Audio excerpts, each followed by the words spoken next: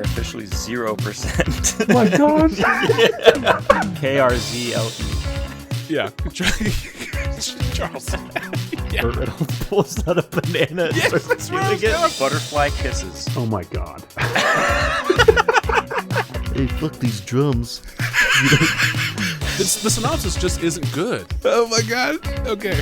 And on that note.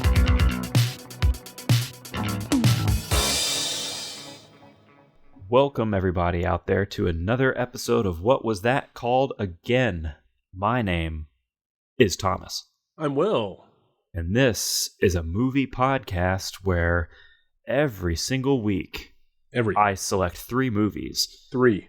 And I read their IMDb plot descriptions to Fair. Will, who is then forced to match the plot descriptions to the correct titles. And if he gets any of them wrong, he has to sit on a boat with a man on TikTok in the midst of a hurricane. Oh god, 2 weeks ago I had to go to space with a billionaire, and I did because I got 2 goose eggs in a row. So this time it's what? It's TikTok boat. Yep, Hurricane. Okay. Boat, TikTok. Do you remember that guy Sleep. like 3 weeks ago, 4 weeks ago? You sleep with him on the boat during a hurricane on the water. Oh god.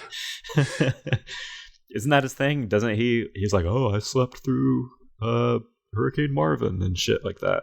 I don't know. Something like, I don't know. He has a whole checkered past, that guy. Yeah. Really good person to give a lot of attention to.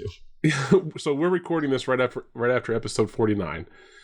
So you, the listener, have heard 2 episods since that recording. Yeah, last week's episode with our featured guest was great. Yes, I hope it was awesome. Yes. Insert reaction here. So either that guy who slept on his boat is a billionaire now, or he said something racist and sexist and is canceled. Yeah. Those are the only 2 options anymore. I know which one I'm betting on. Either way, he's completely embraced by Elon Musk and the others of that ilk, probably. God, I don't even regardless of which option that is. Yeah. Yeah, one and the same. Okay. Hey, Will, quick drink check. Ooh. What are you drinking over there? I will go first. Thank you. I am drinking. I wanted to change things up, but also stay true to form. Oh, it's changed, but it's the same. What do you got? It is. It's got a twist on it.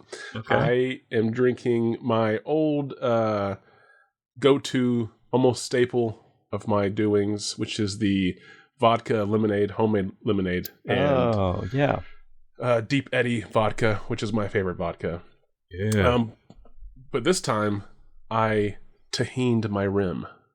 Oh, my gosh. As the kids are saying. It's a fancy time over there. Yes. The first time I've ever tahined my rim, if you know what I'm saying. And, I feel you, buddy.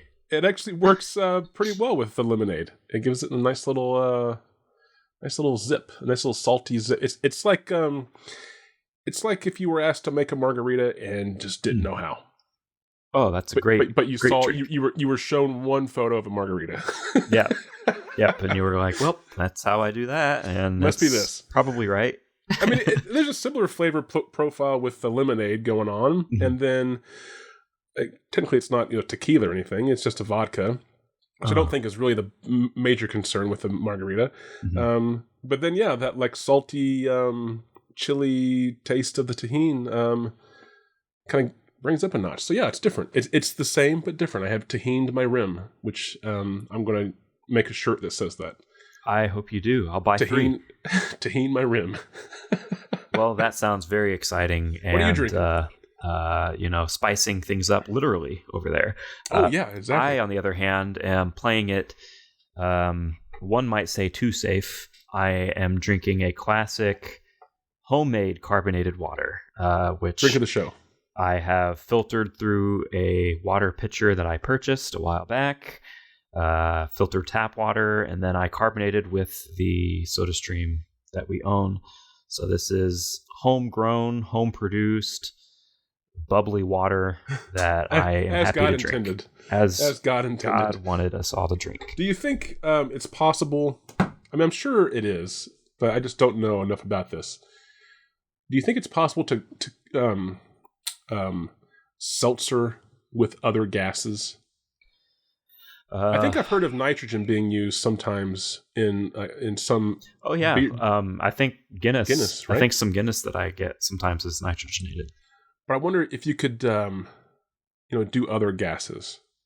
I don't know what other gases you would do, but Hey, my seltzer is kicked up with mustard gas. I was just say carbon monoxide. Yeah.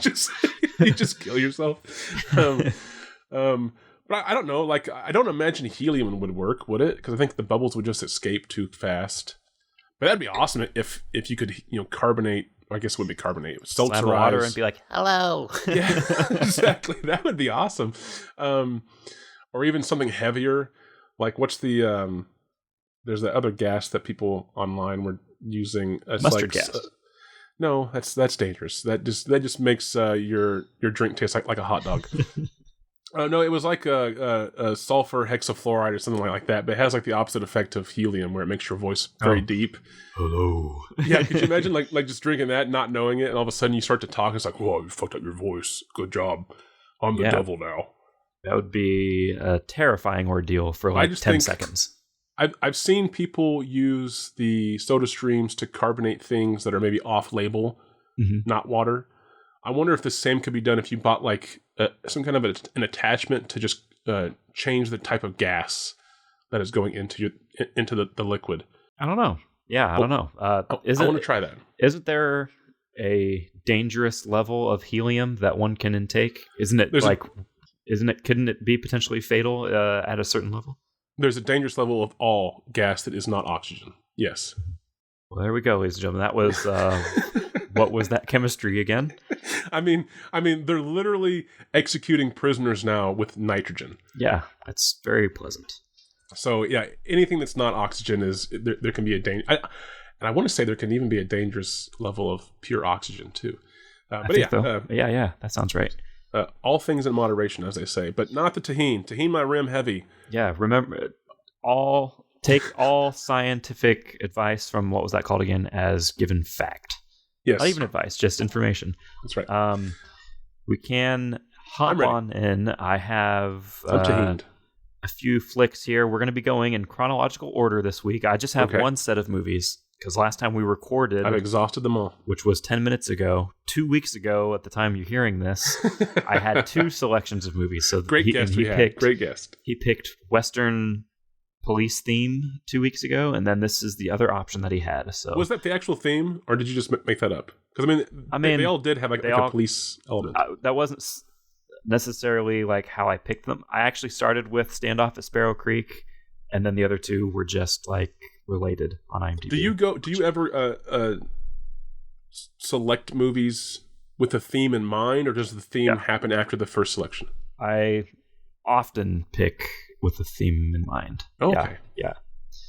Or so I'd say probably like 50%-ish is that, and then the other 50% is like I know a movie that I want to use, and then I'll just find two other movies that kind of might match with it. Okay.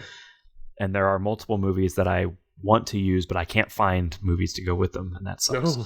Can that be the theme? Can that just be like its own separate? These are all unrelated. They'll fucking just like so easy to match the title with each one because it'd be obvious. Yeah, okay. I forgot there is that's part of the issue. Like there'll be one where the title, I can't find another synopsis or title that would would be distinguished yet similar enough. Right. Yeah. However, that is not exactly the case this week. I have a very easy to see theme once we get into these movies, of which we're going to be kicking off in the year 1957. Okay, we're going way back. So I 2 weeks ago I complained, and maybe even last week I complained, but we'll see. But 2 weeks ago at least I didn't complain. I just noted that whenever you say chronological order, I'm already thinking like 50s and 60s as the first film, and like 2 weeks ago it was like 2016. So this one you are going back. The 50s. This will be interesting because I do know, I think, I wouldn't say I'm comfortable in this decade, but I've seen quite a few films from the 50s. Okay, let's see. Maybe Will has seen this one, ladies and gentlemen. Maybe. Let's stick try it. around and find out. Stay tuned. Your synopsis for this flick reads as follows.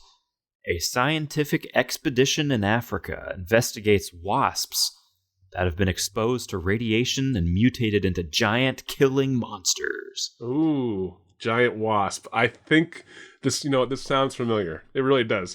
I mean, okay, 1950, you said I just forgot it, but I'll try to remember it now. You said an expedition to Africa to study wasps? Yep, investigates wasps that have been specifically exposed to radiation. Yeah, because that's what every sci-fi 50s movie was about. There was something linking radiation. So, okay, an expedition to Africa to study wasps who have been exposed to radiation uncovers giant wasps. Is that what you said? And mutated into giant killing monsters. Giant killing monsters, not just giant wasps, but these things are now truly monsters. Okay, I think I got at least the gist of that. Probably not word for word, but yeah, I mean that's every B horror film. Like this has the odor, and I don't mean that in a negative, but this has the odor of maybe a Roger Corman film. Definitely, possibly one that was on Mystery Science Theater at some point in time, or that I have just seen at random. But yeah, this fits right in line with there's already something that we're afraid of, and let's make it worse by exposing it to radiation. Yeah. So, okay, next title, please, or next synopsis, please. Yes, your next movie comes from the year 1967. Okay, so quite a few years ahead of time. Late 60s, I can't say I'm as comfortable with, but we'll see. Yep, your synopsis for this one reads as follows. Earthquakes in Central Korea turn out to be the work of a monster, a prehistoric gasoline-eating reptile that soon goes on a rampage through Seoul. Gasoline-eating reptile? That's interesting. Yep. This doesn't sound familiar. Say this one more time. Central Korea is what I got lost on. Earthquakes in Central Korea turn out to be the work of a monster. A prehistoric gasoline-eating reptile that soon goes on a rampage through Seoul. Okay, so 1967, earthquakes in Central Korea turn out to be the doings of a prehistoric creature, a prehistoric beast of some kind, prehistoric something, a gasoline-eating monster. Yeah, reptile specifically. Reptile specifically, that goes on a rampage in Seoul. Yep. So I laughed because, I mean, it's interesting. I mean, the whole, natural disaster is actually like a kaiju thing, and that's a pretty well-known trope as far as these films go. But what I specifically like is I like the part where you say prehistoric creature is a gasoline-eating reptile. A prehistoric gasoline-eating reptile is how it reads. Right. So are we talking like this creature has always consumed some kind of petroleum product, and somehow in prehistoric times there was also petroleum products? Or did this creature wake up and be like, holy shit, this stuff is amazing? Yeah, it was this new stuff. Sucking up gas with a straw, like out of the earth directly. Right, yeah. It was like that speech in There Will Be Blood with straw drinking up your milkshake. That's what was going on. Oh, yeah. That's what he was referencing. Yeah, he was referencing this. He was referencing this 1967 film. Paul Thomas Anderson has seen a lot of stuff. No, I think by the end of that movie, it's in... like 19 teens or something, but probably. During but specifically during the milkshake scene, I think it was still pretty early, wasn't it? I think that's where it ends up. I think it ends up in like the 19 teens or 20s or something. Okay. So this film is referencing... Maybe this 1967 film is referenced to... Paul Thomas Anderson might just not know like time and films. Yeah, sure, why not? Okay, yeah, this doesn't sound familiar at all. I mean, again, like I said, the whole trope with natural disaster is actually the kaiju thing. Like that, I can't really say that sounds familiar because that's just what happens in these movies. Mm. But I think if I would have heard of this or seen this, I would have remembered the gasoline-eating lizard. Mm-hmm. That's interesting. Okay, third film, please. Alrighty. Your final film comes from the year 1989. Oh, okay. Big jumps. Your synopsis for this one reads as follows. 2 members of Greenpeace discover that a local factory sheds radioactive waste into an active volcano, which has created a terrifying creature that wreaks havoc in the area. Members 89? Yes. 89 members of Greenpeace discover that a factory, a facility, is shedding radioactive material into a volcano. Yep. Of all places. I wonder how that works. Like the plumbing on that alone is pretty impressive. An active volcano specifically. All right, guys, time to draw the straws. Who's going to take the radioactive dump up to the volcano mouth? Maybe they've just developed some kind of a pipeline or like conveyor belt that just goes up the volcano and then deposits it into the theme of these movies is straws. That's the theme of all these movies. Yeah. Okay, so 89 Greenpeace investigates a factory or whatever discovers a factory that is shedding, I think you said, or dumping maybe radioactive material into an active volcano, which unleashes a monster or creates a monster. Yes, which has created a terrifying creature that wreaks havoc in the area. Created a terrifying creature that wreaks havoc specifically just in the area. Within very localized. The border of the county or whatever. Yeah, it's a very localized incident. You know, it would actually be kind of under the table if it wasn't for Greenpeace showing up. Yeah. That doesn't sound familiar at all. And 89, that really doesn't sound familiar. But again, maybe a Corman film? Okay. Let's see. So, the first film was 1950? 57. 1957, and this one was about a group of scientists going to Africa to study wasps that have been contaminated or something by radioactive material that causes them to change into giant creatures, giant monsters. Yep. Close? Yeah. Okay. You got it. The gist. The important bits. Yeah, the gist of it. Yeah, okay. Yeah, scientists in Africa and wasp and radioactivity. Okay. The second film was 1967. Yep. So 10 years later. And this one was the Central Korean earthquakes are actually caused by a prehistoric gasoline-eating lizard or reptile, and that wreaks havoc on Seoul? Correct. Okay. Again, the first film, I feel like maybe I have seen that one. The second one, definitely not. The third one, I don't even think I've even heard of.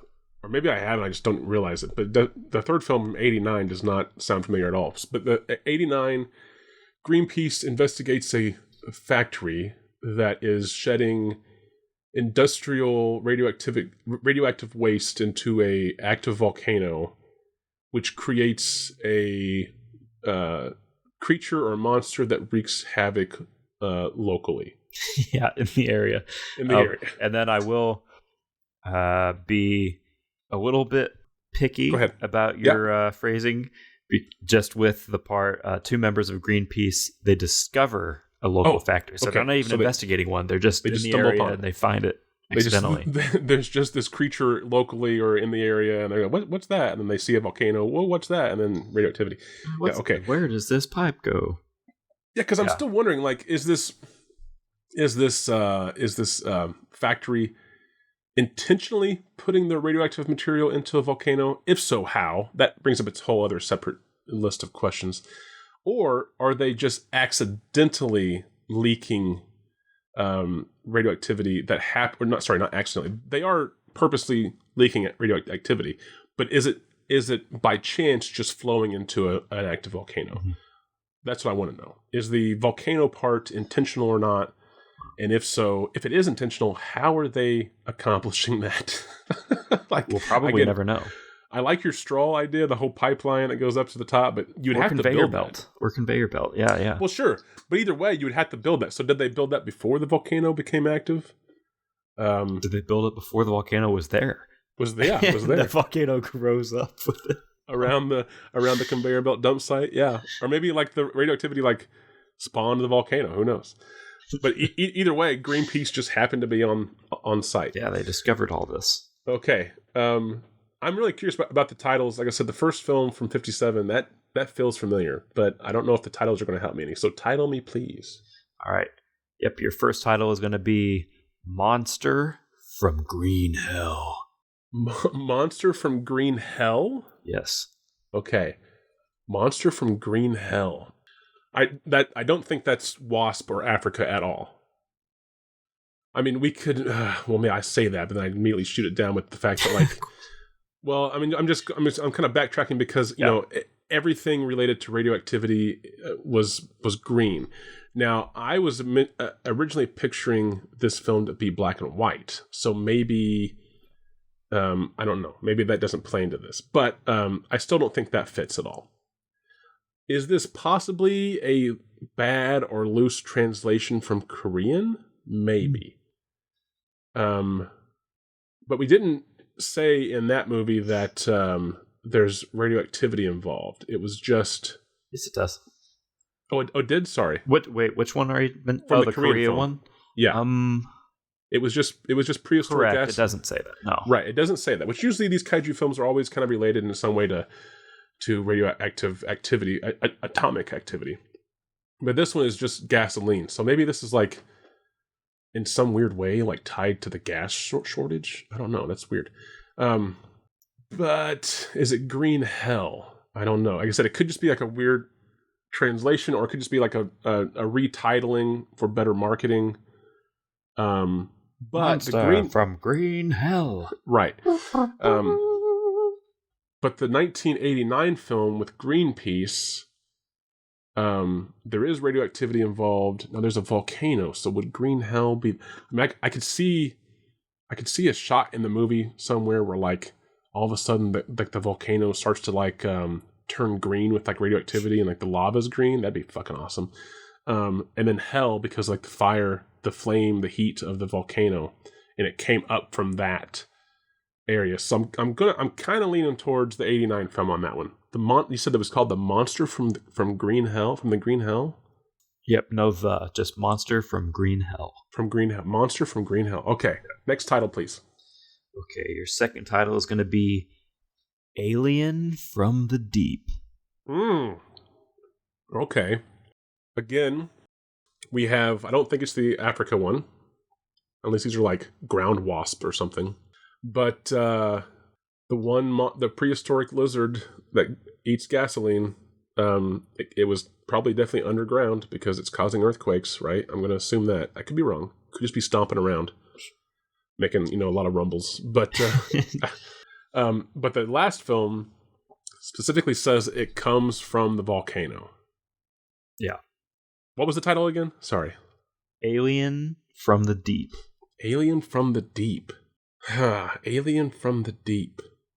I mean, maybe this isn't like a I was going to say maybe this isn't like a an Earth-based creature that comes from this volcano. Maybe there was the volcano, then there was the radioactivity, and then there was like a crash landing spaceship that crashed into the volcano. Mm-hmm. Maybe. Alien from the Deep? Alien from the Deep. And then Monster from Green Hell. Yeah.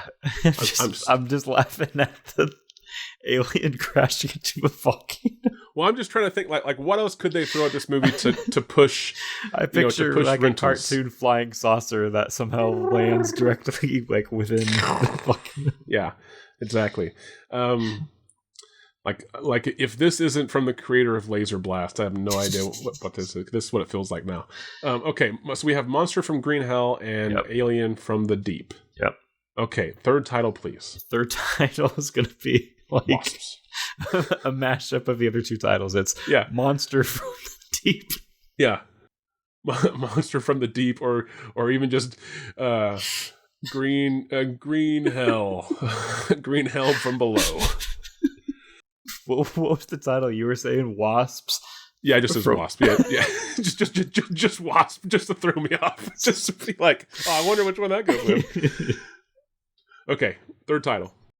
That was the third title. It's Oh shit, it Monster was? from I the thought you were Deep. fucking joking. Oh my gosh, I thought you were joking. Is it really a combination of the first two? Monster from the Deep? Yes. Ah, fuck off.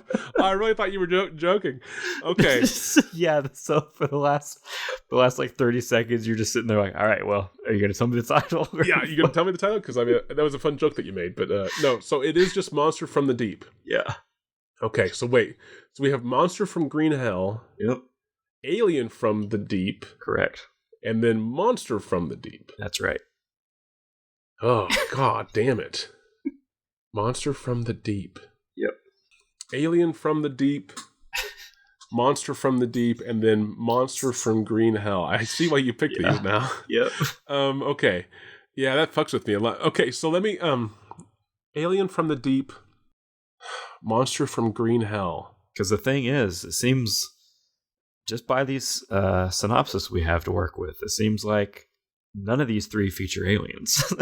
No, not at all. Not at all. I mean, I had to really stretch it with the whole alien crash landing into a volcano just to get that to work. It took a second for that to like register in my head, and then I pictured it, and it made me laugh.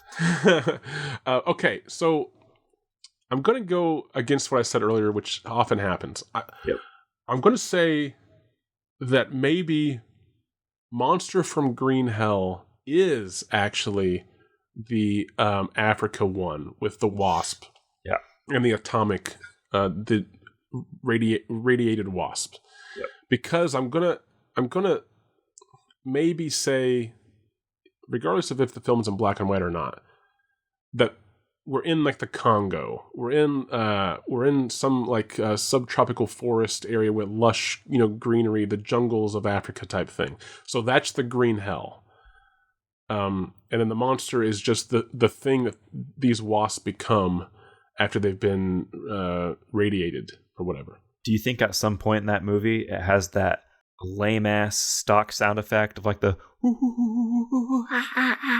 Oh, definitely. That's how the movie opens. That's the opening of the movie. And yeah. then do they use that same sound more than 3 times? Yeah, probably also as well. Yeah. Yes to both. I think so. So too. I'm gonna put Monster from Green Hell with the 1957 explorers and searching for wasps that have been radiated, and they turn and the wasps turn into giant creatures or whatever. Okay, so that leaves Monster from the Deep and Alien from the Deep, correct? You are correct. Okay.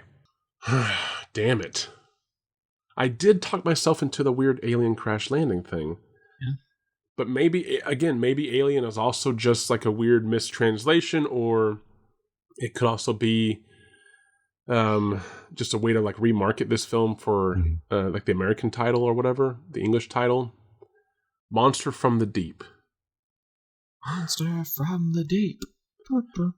Yeah, well, see, and that's also where I'm at in my head right now, is Monster from the Deep sounds like a 1950s title. Where, like, they weren't very creative with it. It was just, it is what it is, and for some reason it's called From the Deep. I don't know why, but Deep Africa, who knows, right?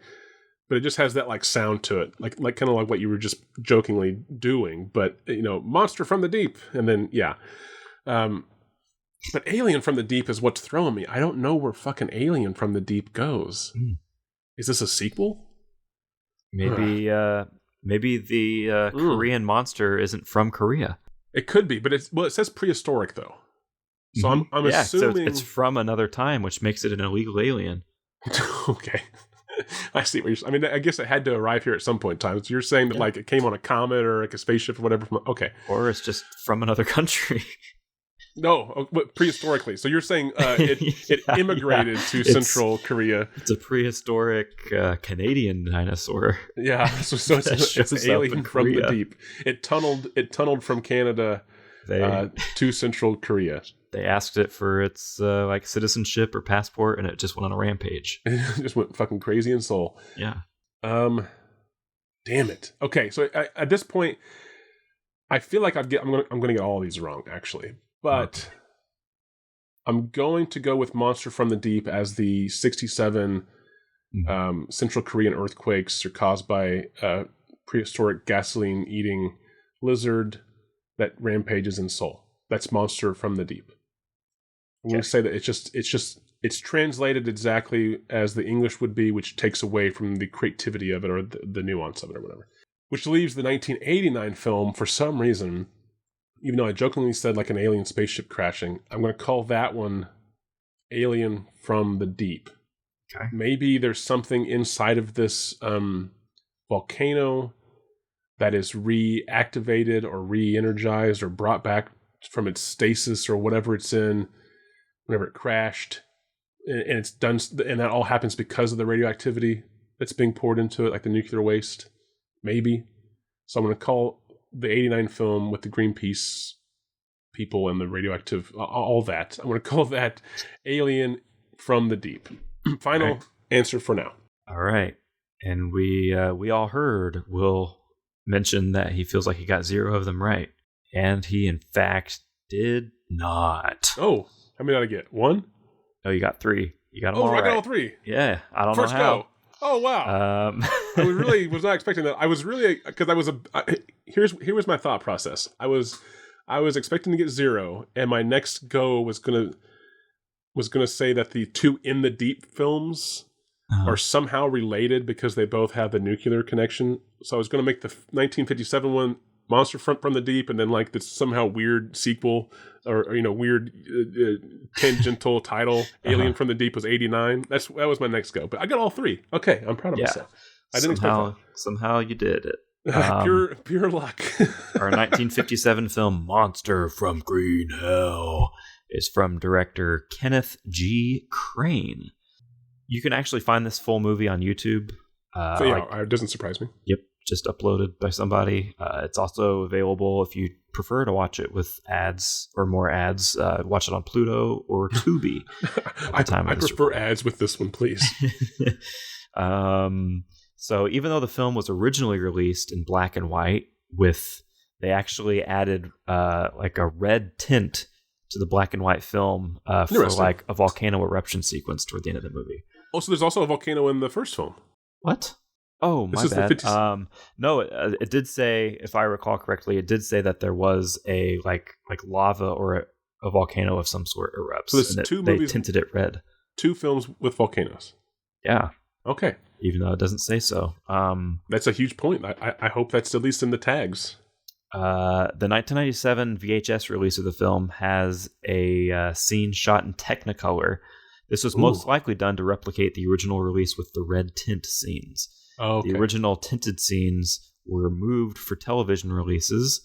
Early video releases continued without the tinted scenes until a 2023 DVD release, on DVD for some reason, release that remastered the film to its original state with the tinted scenes back. That's kind of cool. So it is black and white, except for those scenes.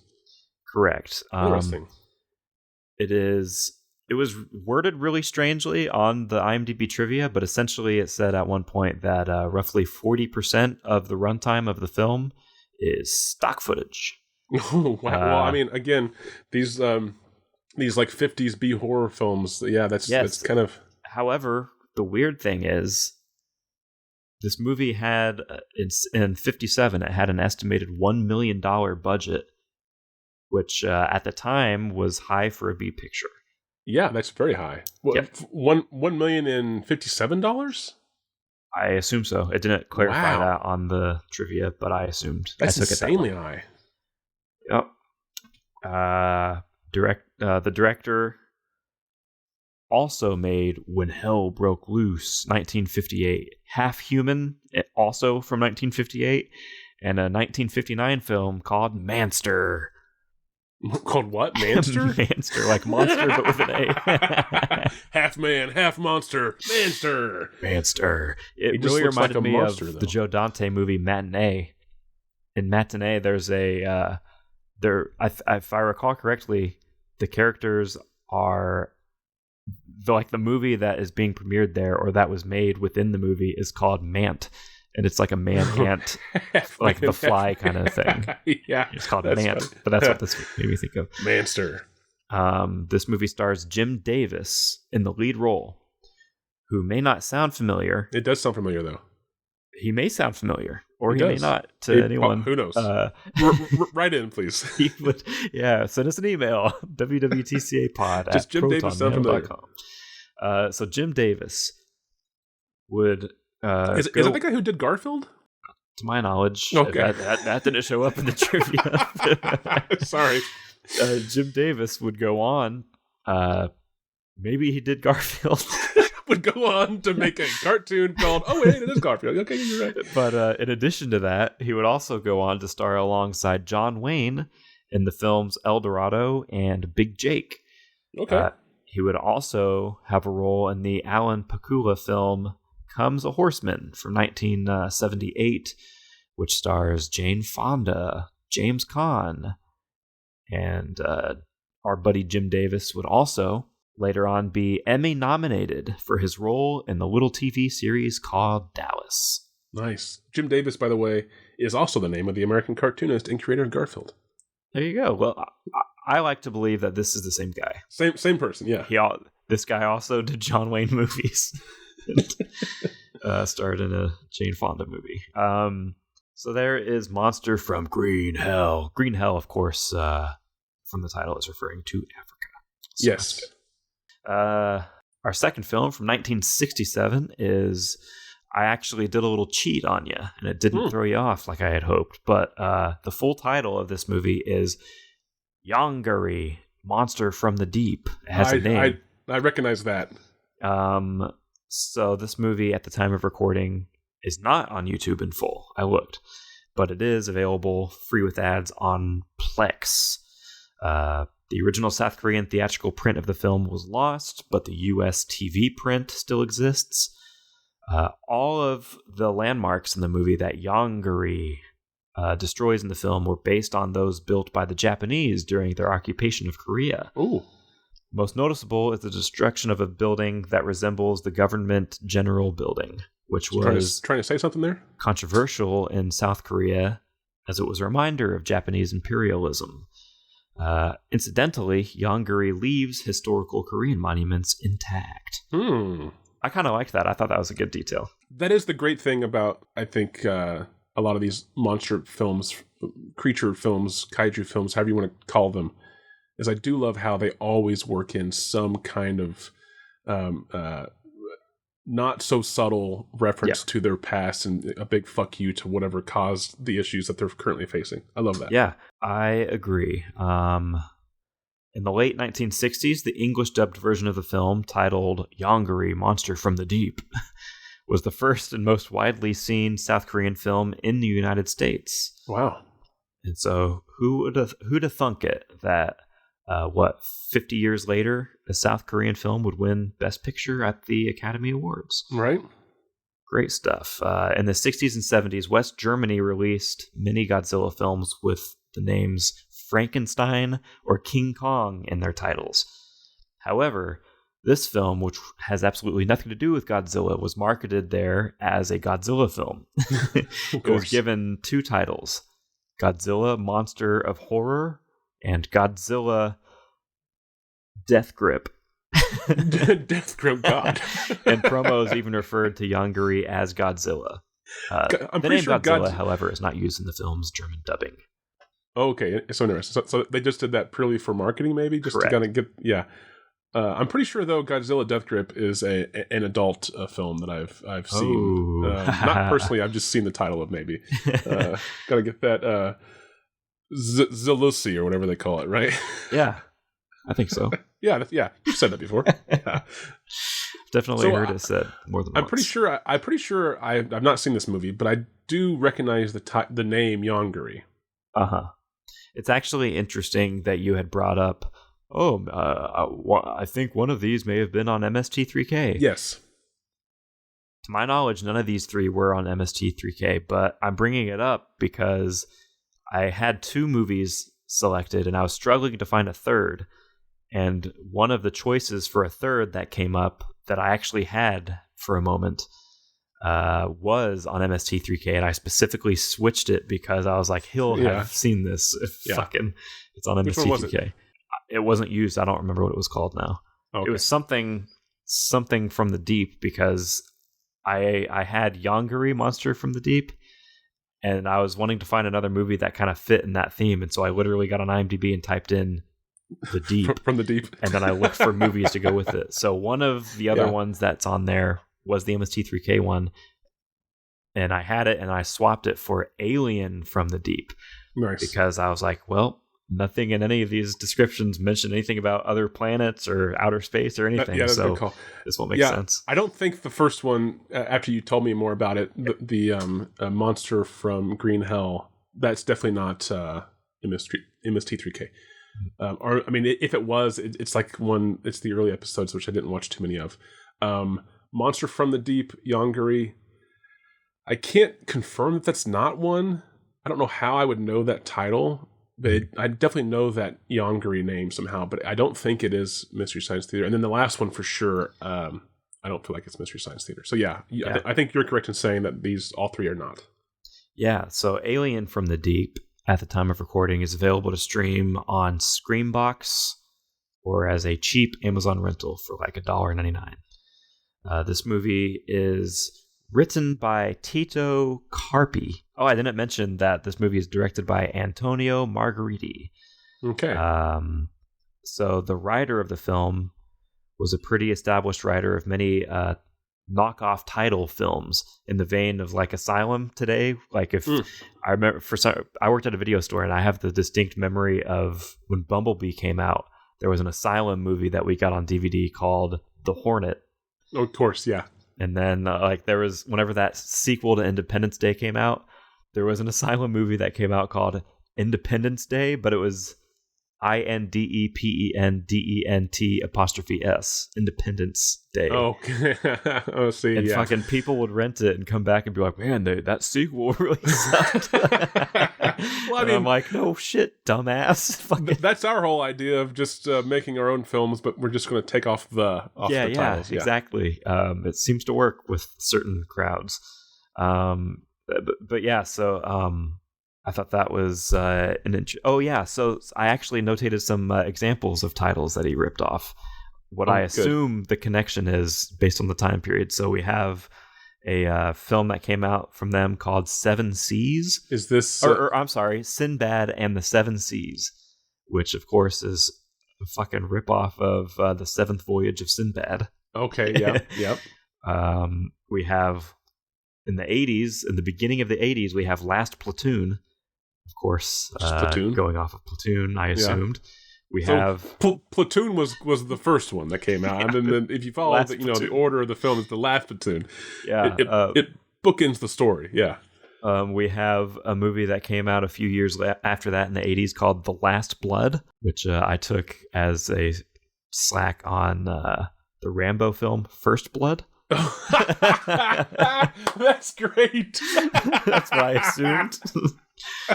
I want to watch these. I do want to watch these and treat them as sequels. Like I want to watch the put yourself in the mind of the person who mistakenly went to see it, thinking it was the sequel. Yeah. Did you know that they made a new Rambo film? I love the First Blood. This is the Last Blood. This is great. This is like the Last Blood. I mean, I could be way off, but based on the description and the images and the year it came out, it seems like it's that's what it's going for. We have one of these that I have actually heard of and have nearly watched, so haven't, is Escape from the Bronx. Okay. Escape from New York, of course. Is what I think I've seen Escape from the... I think that is a Mystery Science Theater film. Oh, I imagine. I actually think that might be the case. I think I have seen that. So not all of these movies that I just said, but quite a few of these kind of title knockoff movies were also directed by Antonio Margheriti, under the moniker Anthony M. Dawson. Is what the credit is for Antonio Margheriti. And also, sidebar, if anyone out there thinks the name Antonio Margheriti sounds familiar, it's because it is just how you say it, though. It's how the character says it in the film I'm going to mention.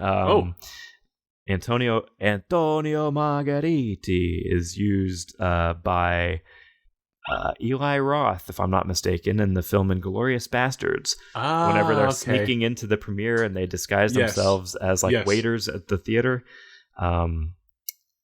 Yeah, one of them, their moniker that they have for their Italian like undercover personality is Antonio Margheriti. Okay. Yeah. Good reference. Yes. Very good stuff. Italian writer director of horror and exploitation films, Margheriti is a former university engineering student who began in films in 1956. He was also an expert, according to this trivia, an expert in special optical effects and model making. Often used the pseudonym Anthony M. Dawson, as previously stated. So there is a little background on those 3 films. That's fascinating. Yes, I thought so too. How do you feel where about do the these rankings? lie as far as IMDb rating goes? We got the spread is 1 star to 10 stars. Everybody on IMDb. No way. There's no way. This is a full spectrum. the only 10-star film on IMDb, and also the only 1-star film. Okay, no, I do believe that these are not well received. I think we're playing in like the 4 range, Okay. 4 mid high, like 4.7, 4.8 down to like maybe 4.2. Okay, I think these are that level. Do we have in your mind and part of your gameplay? Do you have a Tarantino movie mentioned this guy name as one of your star bumps in your head? No, The director of this movie is mentioned in a Tarantino movie. I can imagine there isn't a zero sum of people who didn't watch Inglourious Bastards, then go research that name and then stumble upon one of these films of his. I can imagine that is at least more than one. But did they rate it? Did they follow through with actual rating? That's the question. I don't know. So to answer your question, no, there isn't a Antonio Margheriti bump or a Tarantino reference name bump in my rating list.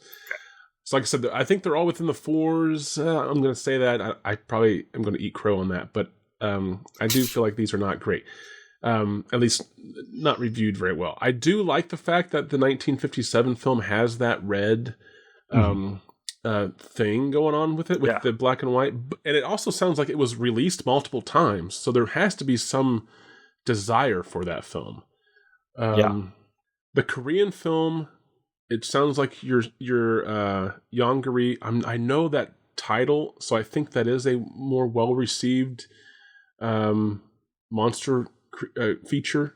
And then there is Alien from the Deep. Okay. Right now in my head, I'm pretty much putting Alien from the Deep in last. Okay. My struggle is which one is Monster from Green Hell or Monster from the Deep. Which one of those is on top? That's where I'm kind of going back and forth. I can see, because of the multiple releases of Monster from Green Hell, that clearly there is some kind of desired quality here, including one that just came out last year. Yeah, right. So multiple re-releases, multiple at least versions of it that have been seen, and then to the point that somebody had the desire to go back and redo the original version. YONGARY, I want to say, while it might be enjoyable, I feel like it also might be kind of more like a joke. That sounds bad. I should rephrase that. It's definitely not up there with the Godzillas of Japan. That's what I'm saying. Even though that's what they were hoping for. Even though that's what Germany wanted it to be, clearly. Yeah, it's so funny. It's so stupid that the Godzilla films would be released under a different name, Frankenstein or King Kong, and then this movie comes out and they call it Godzilla. So did people why would that matter to the people of Germany? I don't know. If they presumably don't know who Godzilla is. So I'm going to say, because of the multiple releases, multiple prints, that Monster from Green Hell is somehow on top. I mean, it's Africa. You got potentially the Congo, maybe, and then there's a volcano. That stock monkey sound effect, like jungle along with the 40% stock footage as well. Yeah, with maybe a $1 million B-movie budget. Right, that's the thing, $1 million, and the fact that 40% of it's stock footage. So what the fuck did they spend that money on? This guy who hasn't yet been in John Wayne movies, probably. Maybe, I guess. Jim Davis. Jim Davis. They pulled him off of Garfield in the 50s. Started slapping him in fucking So I'm going to movies. say Monster from Green Hell is number 1. I'm going to say that YONGARY, Monster from the Deep is 2, and then Alien from the Deep is a distant, I will say, 3rd. Okay. So I'm going to go from highest to lowest. So you guessed that the lowest on the spread is like a 4.2. Yes. We're starting from the top. The highest rated this week is 4.2. It is Alien from the Deep. Antonio Margheriti. Okay. Your middle one with a 3.8 is YONGARY, Monster from the Deep. Wow. And last but not least, with a 3.7 is 3.7. Monster from Green Hell. 3.7, Monster from Green Hell, multiple releases of this film, a recent reprinting of the original version. Only on of DVD, this. though. They only put it out on DVD. But still, somebody must be wanting this. And Sure. the fact that it was a A physical copy of Monster from Green Hell. Maybe they're just trying to make back that 1 million is what they're trying to do. After any way all they these can. years. Yeah, somebody's like, this thing is still in the hole. Yeah. Okay, so I mean, They've Alien lost money on this film year by year. Alien from the Deep is number 1. I mean, 4.2. It's still a low rated film, but man, I would not have ever guessed that just based off of the synopsis alone. You've got Greenpeace and you got a volcano. I mean, maybe it's exciting. I don't know, but okay. Well, Look up, everybody. Go to YouTube and look up Alien from the Deep UFO scene. And see, oh God, see what you can find. Okay, is it time for tag? Are you going to tag me? I will tag you, Will. Yep. I suppose. Oh God.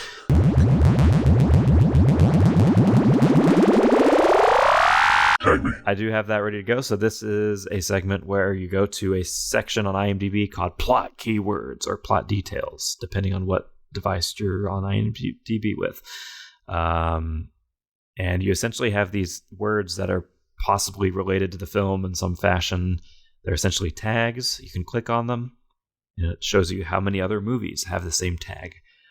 And so, for Tag Me this week, from Monster from Green Hell, we have the first tag is Psychotronic Film. Oh. One person found that helpful. So good job. We have Animal Attack.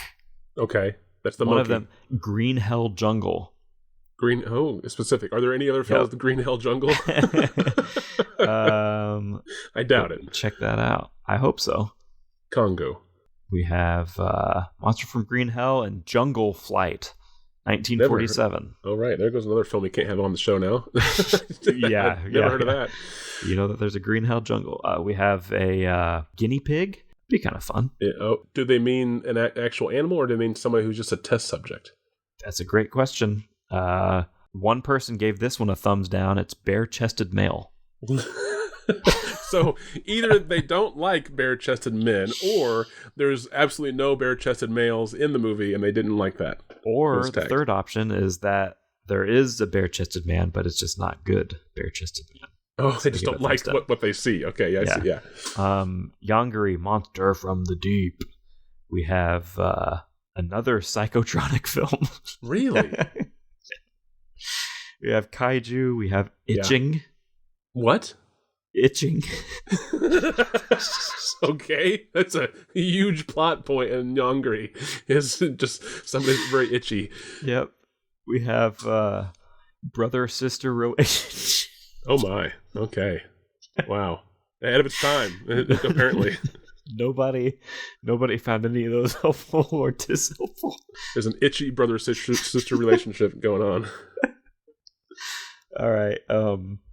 Ending up with Alien from the Deep. We have actual animal killed. Oh, that's sad. It's terrible. Is it the alien though? That's what I want to know, if it's the alien or not.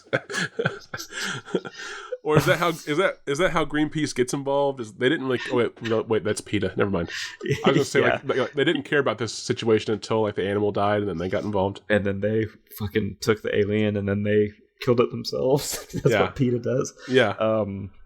We have reference to Alien, 1979. Oh, the movie. Yeah. Oh, that's interesting. We have copyright infringement. Oh, okay.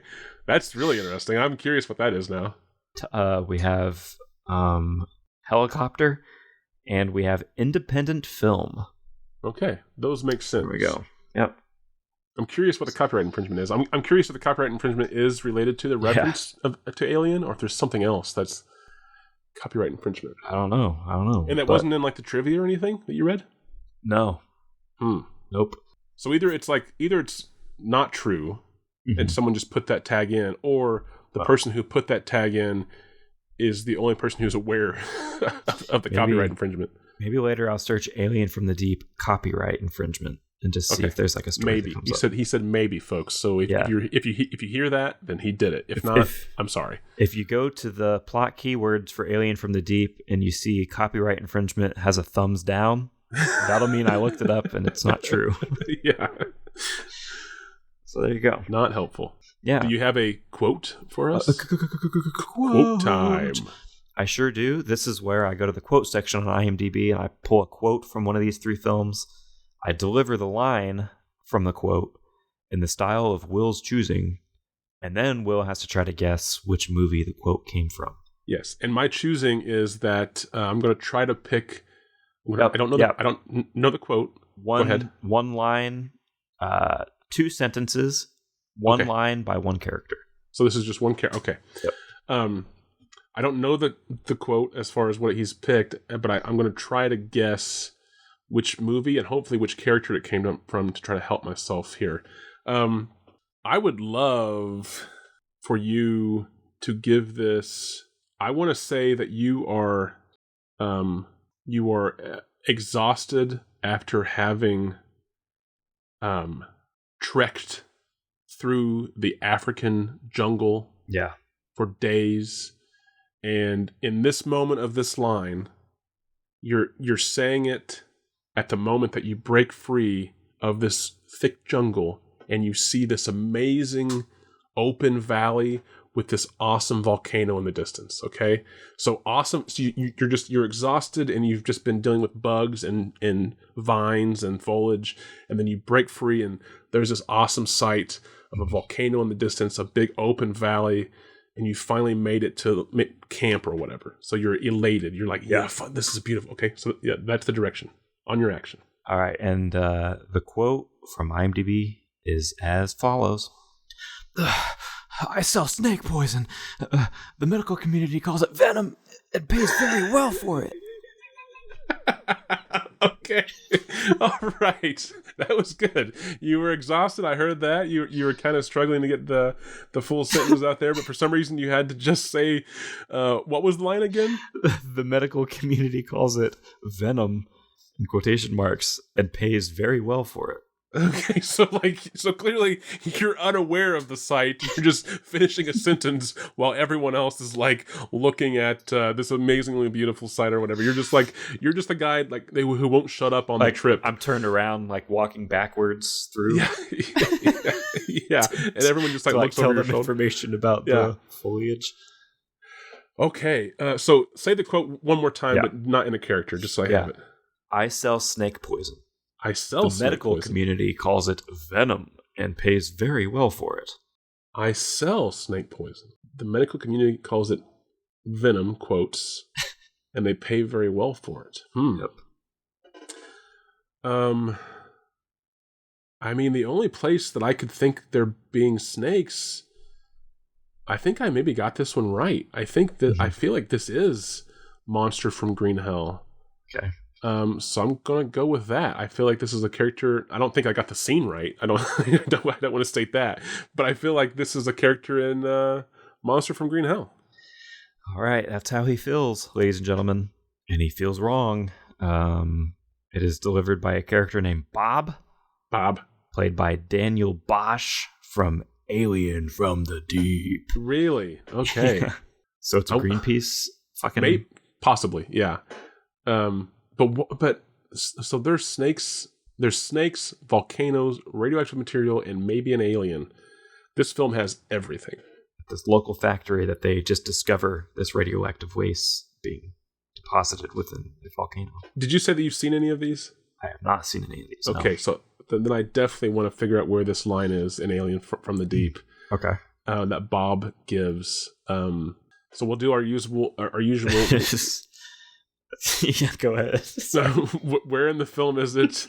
What is the context that is being said, and then what is the scene around that context? So, where do we think that this takes place in the movie? Toward the beginning.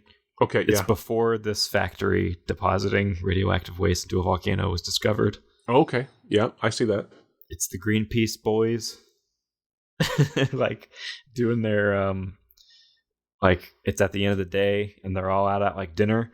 So we have like a round table that they're all sitting at, and the camera is like doing like a circular like rotating, behind their shoulders, like all the way around the table as they're having this conversation, and they're like getting to know you. So this guy is like, "Hey, Greenpeace boys, any of you skim a little off the top?" And Bob's like, "I saw snake poison." Okay. So that answers the question I was going to ask. If Bob actually was a Greenpeace guy, because you say other people, so who are they sitting at the table with? Oh no. Yeah, it's just the Greenpeace crew. So all of them. But they're like their day's work is done, and they're like just out of dinner. Their day of Greenpeacing. So okay. Yeah. So what were they doing? Greenpeacing. Yeah. What were they doing? Were they just protesting? Were they just out fighting for a tree or something? Like, what were they doing that led to this round table dinner? they had just remembered that they chained a dude up like 2 weeks ago. Yeah, there's one chair at the table empty. It's just sitting there like, wait, where's Chuck? They're just there searching for the Chuck. tree that they chained him to 2 weeks ago. Cut to Chuck out there, guys. It's just a skeleton. Okay, so they all these Greenpeace activists are eating together, and there's this rotating camera that you've called out, and we're kind of getting introduced to all the characters. And are you saying that all of these people eventually discover the factory, or just Bob and someone else? I didn't say, but I'm gonna guess it could be just like a couple of they're like they've been there for 4 days and they still haven't found this tree, and they're like, all right, we got to split up in groups. Just one tree. So they're looking for the one tree. They don't know that Chuck's corpse is tied to still. They don't even know where Chuck was. He was by himself when he did it. He went out here by himself, man. Okay, so are you thinking that maybe they're discussing the dangers of the area that Chuck went into, and one of them says there's snakes out there, maybe? Because you did mention about skimming off the top. So if we're going to stick with the skimming off the top, I want to know how we get to that point. So one dude is like, I sell snake poison. The medical community calls it venom and pays very well for it. And the other guy is like that's a big coincidence because I sell anaconda skins.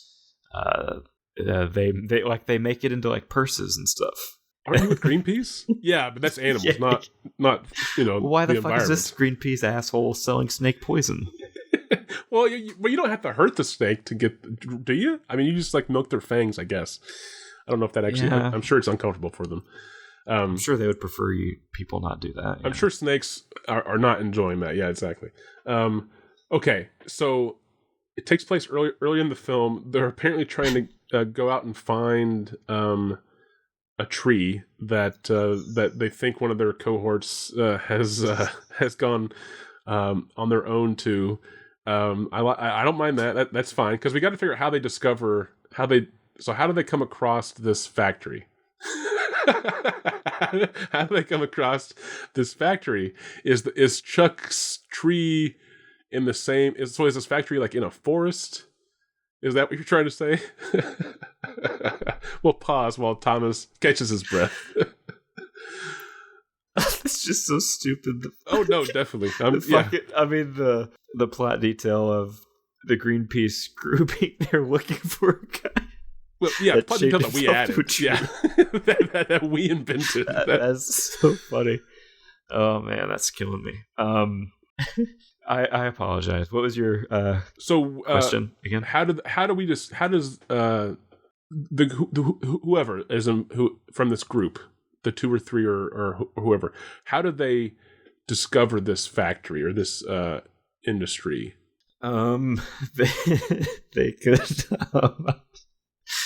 could smell the radioactive waste. Okay, fine. So there's like some kind of odor in the air that they're because I'm picturing it being out in the woods. I want to go with them searching for one of their people.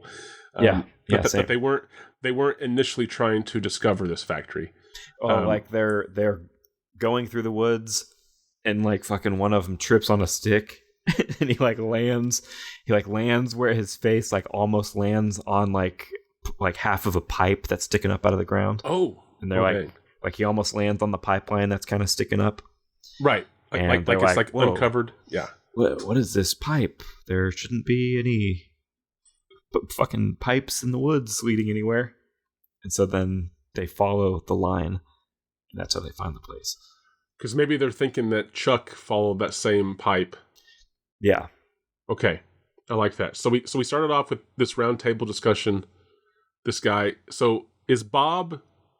Let's make Bob part of this group or twosome or however many they are that go out and find this factory.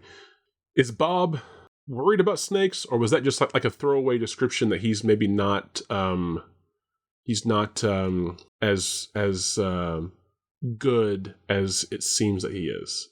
Like does that line... Is he always trying to find snake venom? Or did we just learn that about him to learn that he's maybe not a good guy? So that's what we think, but then it turns out at the end that the jar of snake venom that he has saves the day somehow. Oh, okay.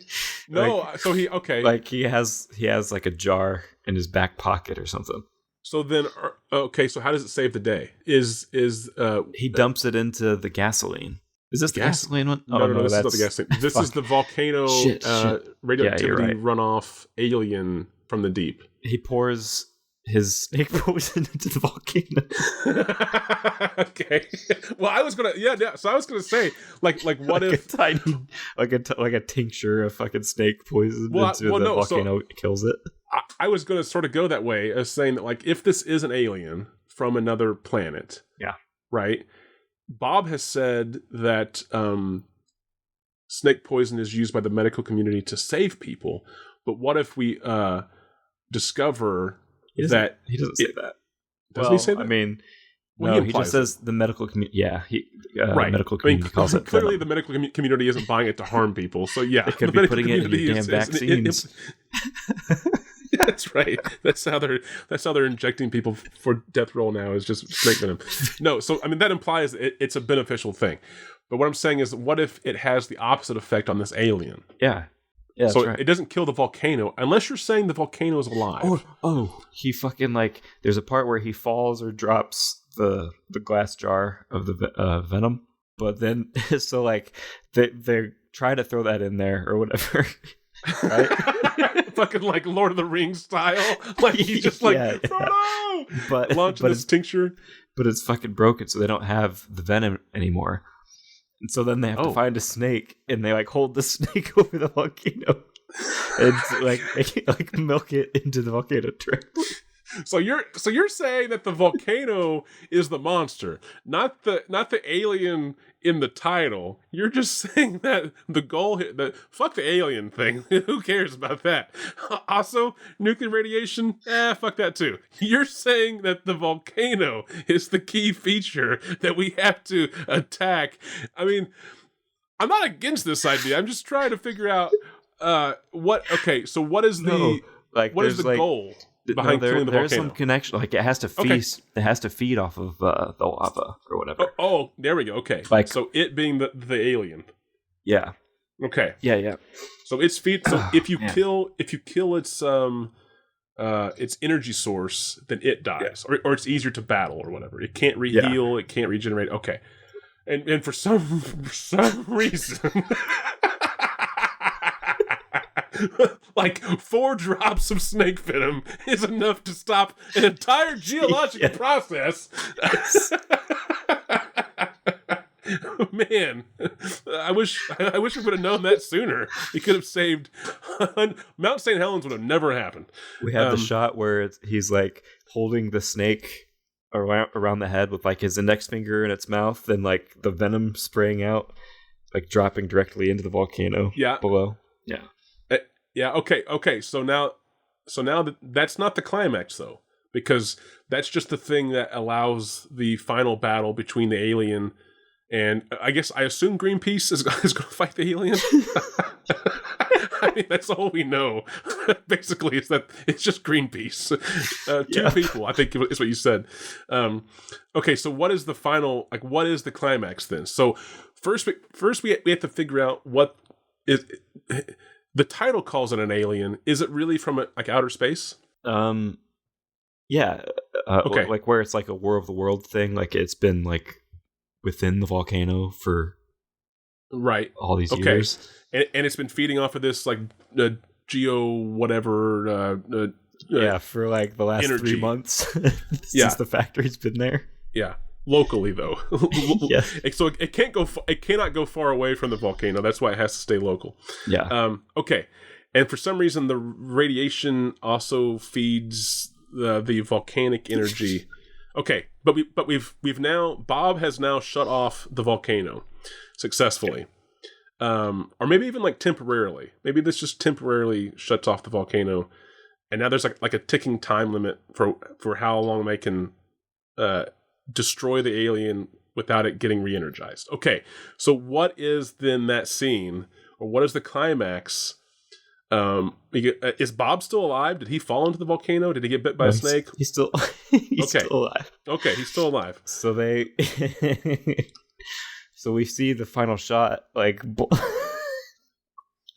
both of them. We see like the other perspective from that shot with the venom. Wait, the perspective from the volcano?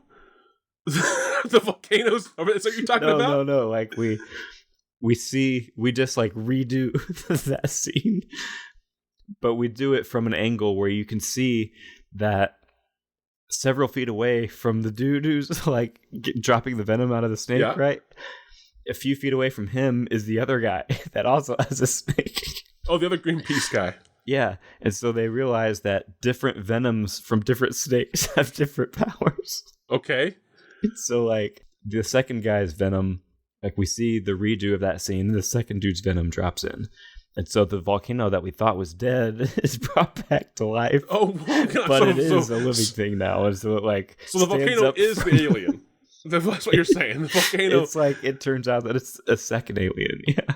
It's it's like the mothership or something like that. It's like the home. Yeah. So okay, so how soon? Oh, sorry. Go ahead. Well, I was just trying to clarify. How soon after Bob's drop shuts off the venom or the volcano does other guys' drop of venom turn the volcano back on? Like almost immediately. Okay, so no change at all.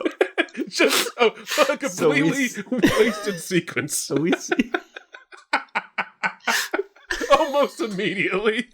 It's like a 10-minute long build-up of them getting the snake. So we see the first angle, and the drops drop in. Yeah. And I picture the volcano like shutting off, like a light flickers. Yep, sure. Yeah, it like flashes a couple times, then goes dark. Yeah, I got that. Yeah. Yep. So we see that happen, and then it goes in super slow motion, and the monster's coming right at them still. Okay. And we have the close up on the guy's eyes, and he slowly blinks, and a tear forms in the corner of his eye because he's like, "This is it. The plan didn't work." Okay. But then, so it goes into super slow motion until it freezes, And then we like see like right immediately after we see that sequence again, but we see the version where we can see that the other guy also has a snake. Okay. And we get the super close up on like the fangs and like the drop coming out of it. Yeah. And like slow motion drop. And so we see the first guy's drop in and it goes out, and then the second guy's drop in. Almost immediately, as you said. Yeah. And so then the super slow motion footage we saw of the dude thinking like, well, we're fucked. Yeah. It goes back into normal speed, like, and the fucking volcano. Yeah. Back alive. But then it like growls and scales up. The volcano fights the monster. So so I was going to ask, so does the volcano play a role in the monster's doom then? Yeah. Okay, so how? So does it fall in? Does it lava come out and grab it? The monster is flying, like the main monster that we thought we were afraid of. Oh, okay, yeah. It flies, and the volcano, like, it like tilts its head down and erupts into that monster that's flying above. Wait, sorry. Wait, the monster has a head, and it tilts down. Yeah, the volcano is the monster. Oh, I keep forgetting that part. It's like the whole mountain essentially, but like with legs and arms. And so yeah, it like tilts forward and shoots like a lava eruption at the monster. So are you saying that unrelated to each other, there just happens to be an alien, and that the nuclear radiation has caused a volcano to become sentient? Yeah. And the alien was feeding off of the volcano until the secondary snake's venom was dropped in, which caused the volcano to then attack the alien that was once feeding on it, and then they battle. Okay, yep. I follow this. Yeah, okay.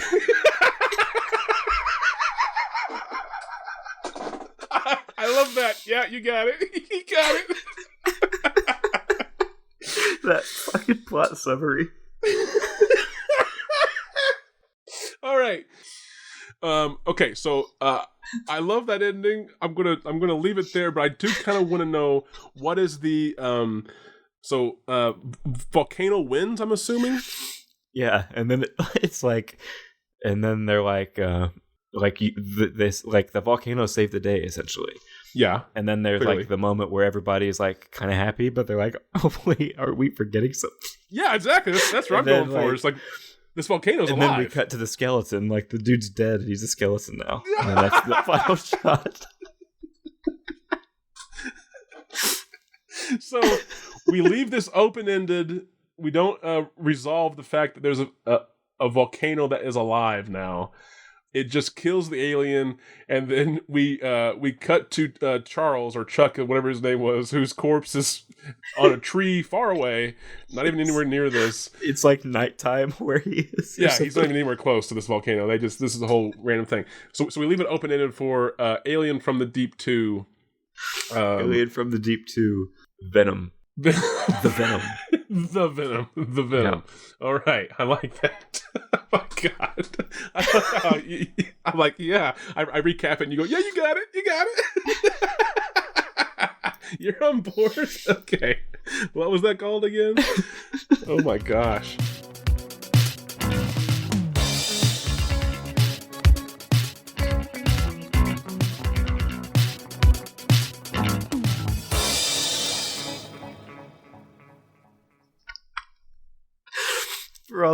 For all the listeners, like I took a edible a little bit before we recorded, so like if this episode's weird, no way. There you go.